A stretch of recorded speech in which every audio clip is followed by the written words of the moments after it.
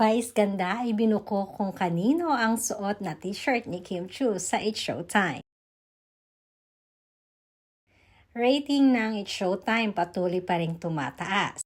Madami ang nagsasabi na mukhang malalagpasan na ng noontime show na It's Showtime ang isa sa longest running noontime show na It Bulaga.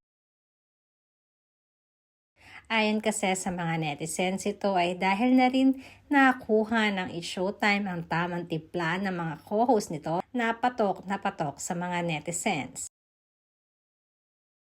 At isa na nga dito ay nang magsimulang pumasok si Kim Chu sa naturang show. Hindi naman kasi maitatanggi na malaki ang naging contribution ni Kim Chu sa pagpasok niya sa It's Showtime. Halos lahat ng mga kabataan ngayon ay si Kim talaga ang inaabangan at ang mga kwelang hirit nito sa show.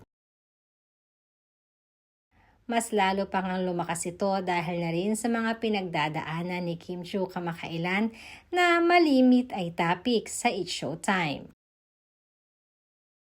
At isa na nga dito ang kanilang love team ni Paolo Avellino, na madami ang nagsasabi na sadyang ibang-iba nga ang samahan ng dalawa kesa nung unang nag-uumpisa pa lang sila. Kaya naman ang mga payo at mga hirit at biro ni Memi Vice ang pinakakaabangan ng mga netizens araw-araw. Kamakailan nga ay kapansin-pansin ang naging outfit ni Kim Chu. Makikita kasi na loose na t-shirt lang ang nasuot nito, kaya naman biro ni Memi Vice ganda na siguro ay kay Paolo Avellino ang naisuot nito dahil malaki ito para sa kanya.